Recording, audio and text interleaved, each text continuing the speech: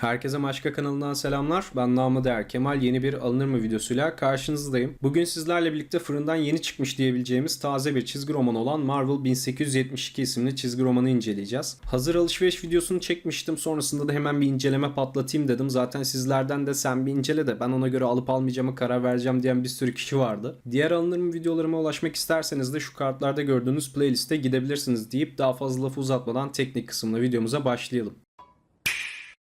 Eserimizin yazarı Gary Duggan. Bu kişiyi Infinity Wars, Infinity Countdown veya Deadpool x Hawkeye ciltlerinden tanıyabilirsiniz. Çizerimiz ise Nick Virella. Onu da Wade Wilson'ın Savaşı veya Deadpool Yaşayan Ölülerin Dönüşünden tanıyabilirsiniz ki ikisi de hem hikaye hem de çizim olarak cillop gibi eserlerdir. Eserimizin boyutu 16.8'e 25.7 santim ve Prestige bu çizgi romanı 3 farklı edisyon şeklinde bastı. Bunlar neler derseniz biri bende gördüğünüz bu sert kapaklı kuşe baskı edisyonu. Diğeri Prestige dükkan varyantı olarak geçen ciltsiz kuşe kağıtlı versiyonu. Bir diğeri de A kapak olarak geçen Enzo yani halk deyişiyle saman baskı olan edisyonu. Bu üç edisyondan hangisini almanızı önerdiğimi de zaten alınır mı bölümünde söyleyeceğim. İç sayfalarda ise kuşe kağıtlarda 115 gram mat kuşe, Enzo'da da 70 gram Enzo kullanılmış. Eserimiz toplam 120 sayfa ve Türkçe'ye Prestige tarafından 2022 yılında kazandırıldı. Dediğim gibi daha bir hafta önce falan çıktı. Yeni bir eser baya. Bu eseri nereden bulabilirim derseniz de Prestige'in kendi sitesinde bu sert kapaklı edisyonu 250 TL'ye, Prestige dükkan varyantlı kuşe baskı edisyonu 120 TL'ye, A kapak Enzo baskıyı da 49 TL'ye bulabiliyorsunuz ki üçünün de linkini açıklamaya bıraktım. Oradan istediğiniz edisyona ulaşabilirsiniz. Şimdi de eserimizin konusuna biraz göz atalım.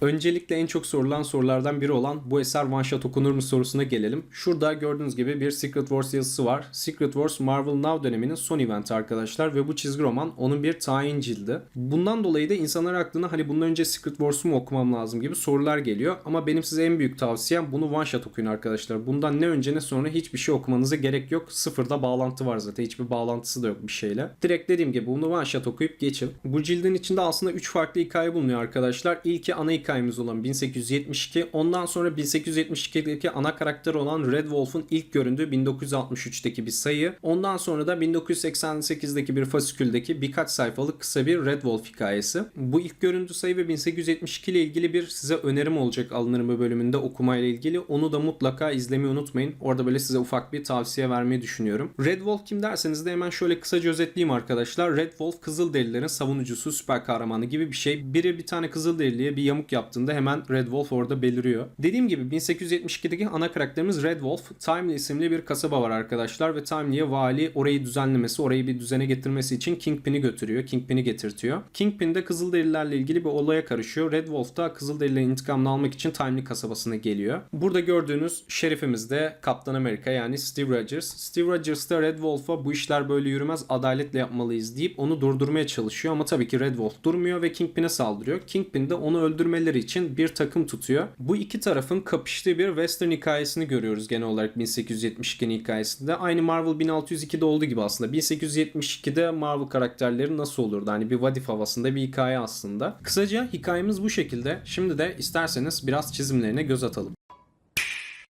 Öncelikle size biraz çizgi romanın dış kısmını göstereyim arkadaşlar. Şu bölüm mat bir yüzey ama şuradaki şerif rozeti ve 1872 yazısı şuradaki parlamalarından da yansımalarından da anlayacağınız üzere parlak yüzey. Böyle biraz yapışkan işte aynı o klasik benim hep alışverişlerimde tam anlatamadığım şey gibi. Bakın şöyle direkt yansıyor hatta. Sırt bölümündeki şu mor rengi çok güzel, böyle gayet sade bir sırtı var. Arkada da ana karakterimiz dediğim Red Wolf'un böyle bir güzel böyle arkada yangın çıkan bir resmi yer alıyor. Bir çizimi yer alıyor. Çizgi romanımızı açtığımızda şöyle klasik bilgilerimiz yer alıyor. Yazar, çizer ve vesaire. Şurada bir özet bölümümüz var. Ve burada da olayların geliştiği Doom Vadisi'nin haritası yer alıyor. İşte şurada Başkan Fisk'in ofisi var. Jameson'ın konağı var. İşte Pim Hırdavat falan. Burada bu şekilde işte. Şurada yetkililer falan yazıyor.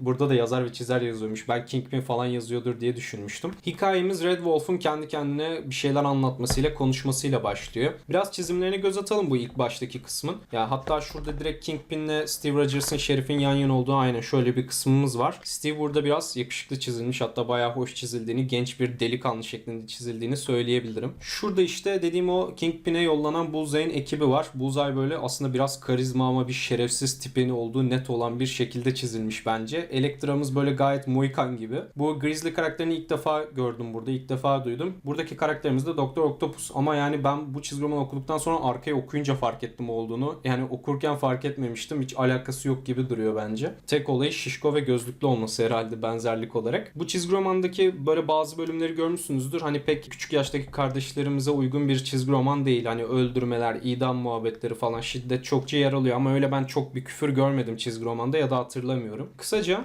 işte böyle birinci bölümün şekilleri bu şekilde arkadaşlar. Şekillerin alan birinci bölümün çizimleri bu şekilde. Şimdi o diğer bölümü göstereyim. Benim bayıldığım, klasik dediğim John Buscema'nın çizdiği Red Wolf'un orijin hikayesinin olduğu çizimler. Burada Vision'ı çokça görüyoruz arkadaşlar. Çünkü tam Vision'ın Avengers ekibinden ayrıldığı zamana denk gelmiş bu Red Wolf'un orijini. Şu Black Panther'da olduğu gibi mesela siyah kostümlü karakterler mesela Batman ve Spider-Man'de de vardır. Böyle 80'lerde, 90'lardaki, 70'lerdeki çizimlerine baktığınızda etrafında böyle lacivert bir rengi de görüyorsunuz. Neden böyle yapıyorlar hiç bilmiyorum ama aşırı güzel duruyor. Yani hiçbirinde kötü durduğunu ben daha önce görmedim. Burada da Avengers ekibinin böyle toplandığı klasik bir çizim görüyoruz. İşte Quicksilver falan da var arkada. Oradan sonra da konu bölümünde dediğim o birkaç sayfalık kısa Red Wolf hikayesi yer alıyor. Böyle tam 80'lerin sonu 90'ların başı gibi bir çizim tarzı var. Hani burada en beğendiğim kısım şu camdan atlama kısmıydı. Buradaki renkler falan, çizimler gayet güzel olmuş bence. Bu da kısaca bu şekilde. Yani size toplam 3 tane hikayenin de çizimlerini genel olarak gösterdim. Şimdi de kendi fikirlerimi anlattığım bölüm olan alınır mı kısmına geçelim.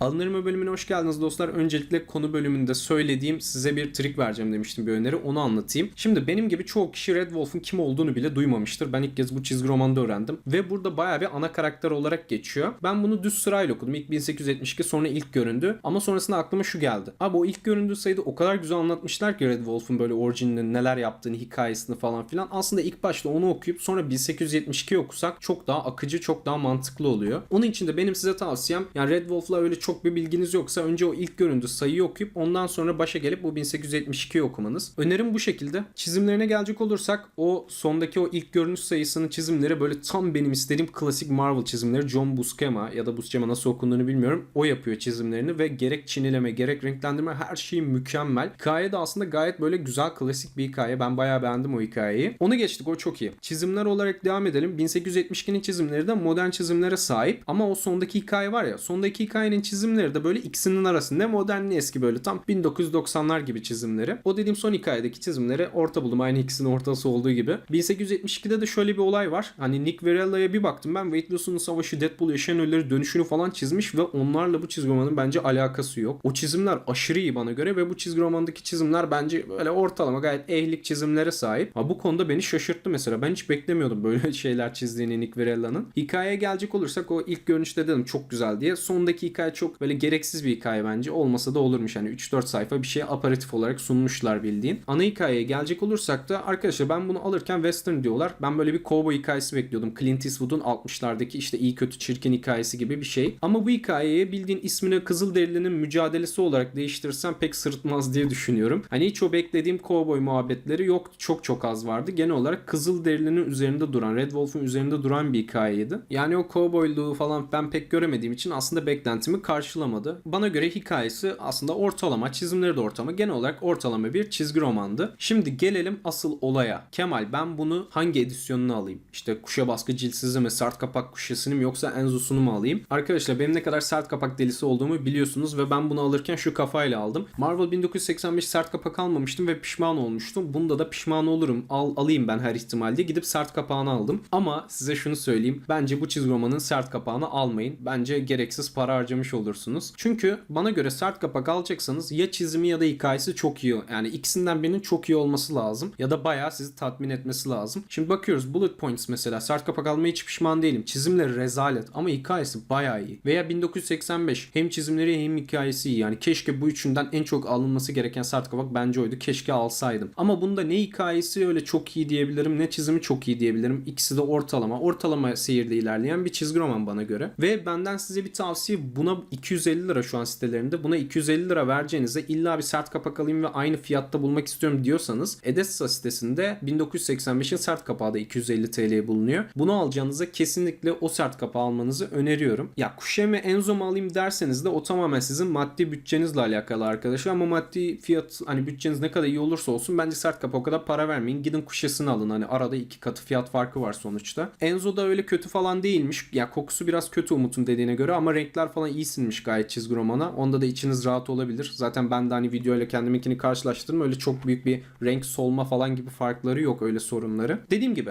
Enzo veya o diğer ciltsiz Kushe baskısını almanızı öneriyorum. İlla alacağım diyorsanız hani hikaye ilginizi çektiyse, ki öyle kötü bir hikaye de değil hani ortalama, ama sert kapak alınacak kadar bir hikaye değil bence. Kısaca da fikirlerim bu şekildeydi arkadaşlar. Bu videomuzun da sonuna gelmiş olduk. Videoyu beğendiyseniz like ve yorum atmayı unutmayın. Bir sonraki videoda görüşmek üzere.